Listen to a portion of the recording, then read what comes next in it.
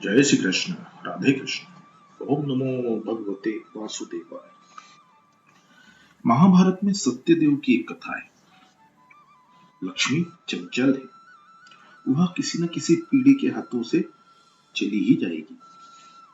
एक दिन प्रातःकाल सत्यदेव जब जगे तो उसने अपने घर से एक सुंदर स्त्री को बाहर जाते हुए देखा। राजा को आश्चर्य हुआ। उसने स्त्री से पूछा कि वह कौन है।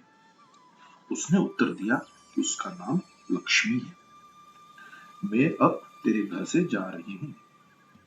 राजा ने अनुज्ञा दी। कुछ देर बाद एक सुंदर पुरुष घर से बाहर निकला। राजा ने जब उससे पूछा कि वह कौन है तो उसने कहा कि वह दान है।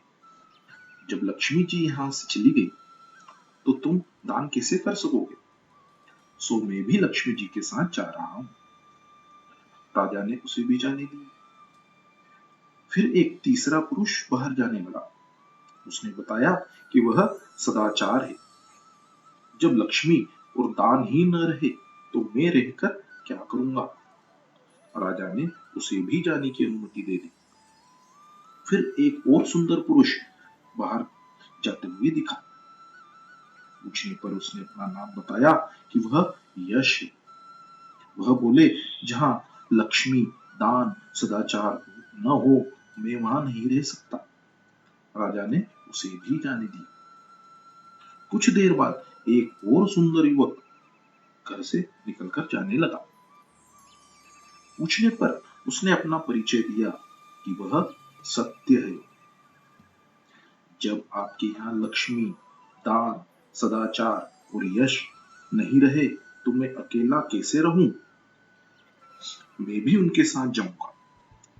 तो सत्यदेव राजा ने कहा कि मैंने तो आपको कभी छोड़ा ही नहीं, फिर आप मुझे छोड़कर क्यों जा रहे हैं? आपको अपने पास रखने के लिए ही मैंने लक्ष्मी, यश आदि का त्याग किया है। मैं आपको जाने नहीं दूंगा। आप मुझे छोड़कर चले जाएंगे तो मेरा तो सर्वस्व लुट जाएगा। राजा की इस प्रकार की प्रार्थना के कारण सत्य नहीं गया। और जब सत्य ही नहीं गया तो लक्ष्मी, दान, सदाचार और यश भी राजा के घर वापस लौट आए। जहां सत्य होता है वहां लक्ष्मी, दान, सदाचार और यश को आना ही पड़ता है। बिना सत्य के ये सब व्यर्थ है। इसलिए यह स्पष्ट ही है कि सत्य ही सर्वस्व है। बाकी की चार संपत्तियां चली भी जाएं तो कोई चिंता नहीं, किंतु सत्य नहीं जाना चाहिए। सत्य रहेगा तो सभी कुछ रहेगा।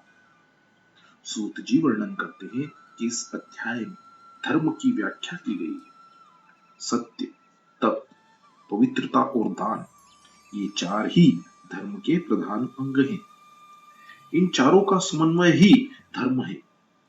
इन चार तत्वों से जो परिपूर्ण है वही धार्मिक है। सत्युग में ये चारों तत्व थे। फिर त्रेता युग में सत्य चला गया। द्वापर युग में सत्य और तप नहीं रहे और कलयुग में सत्य और तप के साथ साथ पवित्रता भी चली गई। कलयुग में केवल दान ही रह गया। कलयुग में दान ही प्रधान है। दानम एकम कलयुगे। कलयुग में केवल दान और दया के सहारे ही धर्म रह गया है। राजा परीक्षित ने देखा कि एक बैल केवल एक ही पांव पर खड़ा है और एक व्यक्ति उसे लकड़ी से मार रहा है। राजा ने बैल से पूछा कि तेरे तीन चरण किसने काट दिए? धर्म रूपी बैल ने कहा कि राजन, मैं अभी तक यह निर्णय नहीं कर सका हूं कि मेरे पांव किसने काटे और कौन मुझे दुखी कर रहा है। कोई कहता है कि काल दुख दे रहा है तो कोई कहता है कि कर्म ही मनुष्य को दुख देता है। तो कोई दुख का कारण स्वभाव बताता है। अपना स्वभाव शांत रखो। काल, कर्म और स्वभाव ही जीव को दुख देते हैं। राजन, मेरे दुख का कारण आप ही सोचिए। राजा समझ गए कि वह कठोर पुरुष जो कि गाय और बैलों को सता रहा है वह कली ही है। यह कली ही धर्मनिष्ठों को सताता है। वे कली को दंड देने को तैयार हुए तो कली राजा की शरण में आया। कली ने राजा परीक्षित के चरणों का स्पर्श किया और यही कारण है कि राजा परीक्षित की मति भ्रष्ट हुई। जिस मनुष्य के स्वभाव और चरित्र से हम अनजान हो उसका हमें कभी स्पर्श नहीं करना चाहिए। जिस व्यक्ति का तुम स्पर्श करोगे उस व्यक्ति के कुछ न कुछ परमाणु तुम्हारे शरीर में प्रविष्ट हो जाएंगे। पुण्यशाली व्यक्ति के परमाणु पवित्र होते हैं और पापी व्यक्ति के परमाणु अपवित्र होते हैं। जैसे व्यक्ति का स्पर्श करोगे वैसे व्यक्ति के परमाणु तुम्हारे शरीर में घुस जाएंगे। राजा परीक्षित ने कली को स्पर्श करने दिया तो उनकी बुद्धि में विकार आ गया। राजा जानते थे कि यह कली है, अपवित्र है, सो उसे दंड देना चाहिए। दुष्टों को दंड देना ही राजा का धर्म है। फिर भी उन्होंने कली के प्रति दया जताई। उन्होंने कली से कहा कि मैं तुझे मारूंगा नहीं, किंतु तू मेरे राज्य की सीमा से बाहर चला जा। मेरे राज्य में तेरे लिए कोई स्थान नहीं है। कली ने राजा से प्रार्थना की और कहा कि मैं अब कहां जा सकता हूं। तो परीक्षित ने उसे 4 स्थानों में रहने की अनुमति दी। वे स्थान है धूत मतलब जुआ, मदिरा, नारी संग और हिंसा। इन 4 स्थानों में क्रमशः असत्य, मद, आसक्ति और निर्दयता ये 4 अधर्म रहते हैं। जुए और सट्टे का धन जिसके घर में आता है वहां साथ साथ कली भी आ जाता है। जहां सट्टा वहां बट्टा, और यह बट्टा दांव जीवन में पक्की तरह से लग जाता है। कई लोग ऐसे भी हैं जो जुए और सट्टे में कमाते हैं और फिर उस धन का दान करते हैं। वे मानते हैं कि चलो दान किया और मेरी शुद्धि हो गई, परंतु यह सब व्यर्थ है। यह सब अनीति का धन है। ऐसे धन के दान से कभी जीवन शुद्ध नहीं होता। अधर्म का धन प्रभु को स्वीकार्य ही नहीं है। शास्त्र निषिद्ध भोज्य वस्तुएं जहां खाई जाती हैं, जहां जानबूझकर हिंसा की जाती है, वहां कली अवश्य रहता है। इन 4 स्थानों की प्राप्ति होने पर भी कली को संतोष नहीं हुआ। उसने राजा से कहा कि ये 4 स्थान तो गंदे हैं, कोई अच्छा सा स्थान मुझे रहने को मिले तो ठीक है। तो राजा परीक्षित ने उसे सुवर्ण में रहने की अनुमति दे दी। अशुद्ध साधन से जब सुवर्ण घर में आता है तो कली भी उसके साथ आधमकता है। अनीति और अन्याय से प्राप्त धन में कली है। अनीति द्वारा धन कमाने वाले को तो कली दुखी ही करता है, पर जो यह धन अपने वारिस के लिए रखता है वह वारिस भी दुखी होता है। असत्य, मद, काल, वेर और रजोगुण यह 5 जहां न हो वहां आज भी सतयुग ही है।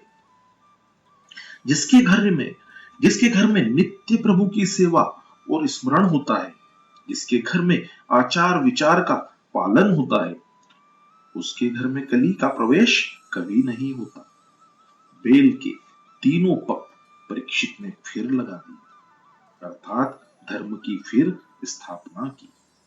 कली ने सोचा कि राजा ने 5 स्थान रहने के लिए दिए हैं, अब कोई तकलीफ नहीं है। अब परीक्षित राजा के घर में मैं कभी भी घुस जाऊंगा। एक दिन राजा परीक्षित को जिज्ञासा हुई कि देखूं तो सही कि मेरे दादा ने मेरे लिए घर में क्या क्या रख छोड़ा है। एक पेटी में स्वर्ण का मुकुट मिला।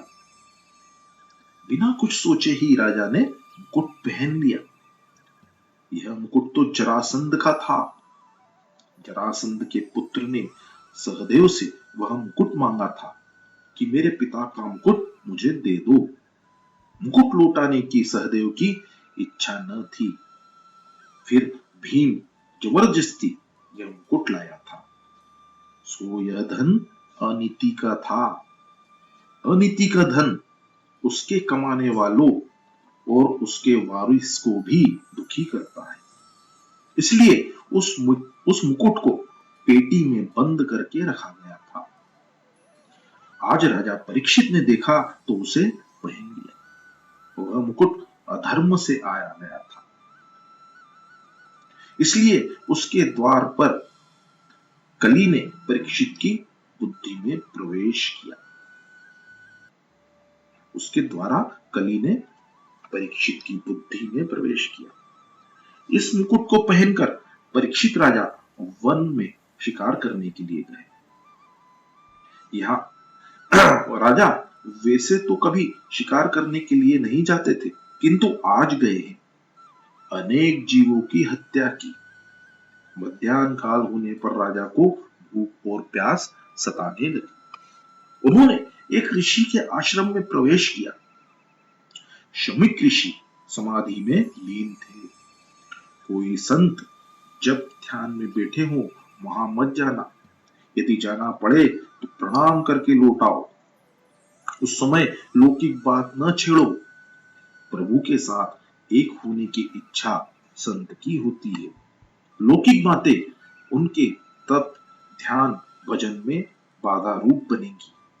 राजा परीक्षित ने सोचा कि इस देश का मैं राजा हूं, फिर भी ऋषि मेरा स्वागत क्यों नहीं करते हैं। शायद स्वागत न करने का नाटक ही वे कर रहे हो। राजा की बुद्धि में कली ने प्रवेश किया था। अतः शमीक ऋषि की ही सेवा करने की उपेक्षा राजा ऋषि से कर रहे थे। अब उन्हें दुर्बुद्धि ने आ घेरा था। उन्होंने एक मरा हुआ सांप शमीक ऋषि के गले में पहना दिया। उन्होंने तपस्वी का अपमान किया। अन्य को अपमानित करने वाला स्वयं अपना अपमान करता है। अन्य को छलने वाला खुद अपने को ही छलता है, क्योंकि सभी में आत्मा तो एक ही है। राजा ने शमीक ऋषि के गले में तो मरा हुआ सांप पहनाया, किंतु ऐसा करके उन्होंने अपने गले में तो मानो जीवित सांप ही पहन लिया। सर्प काल का स्वरूप है। सर्प साक्षात काल का स्वरूप है। सभी इंद्रिय वृत्तियों को अंतर्मुख करके प्रभु में स्थिर हुआ ज्ञानी जीव ही शमीक ऋषि है। ऐसे ज्ञानी जीव के गले में सर्प पहनाने का अर्थ है काल को मारना। जितेंद्रिय योगी का काल स्वयं मरता है, अर्थात काल उसे प्रभावित नहीं कर सकता। राजा का अर्थ है रजोगुण में फंसा भोग प्रधान विलासी जीव। ऐसों के गले में सर्प लटकता है, अर्थात जीवित सर्प उसके गले में है। जय श्री कृष्ण, राधे कृष्ण। ओम नमो भगवते वासुदेवाय।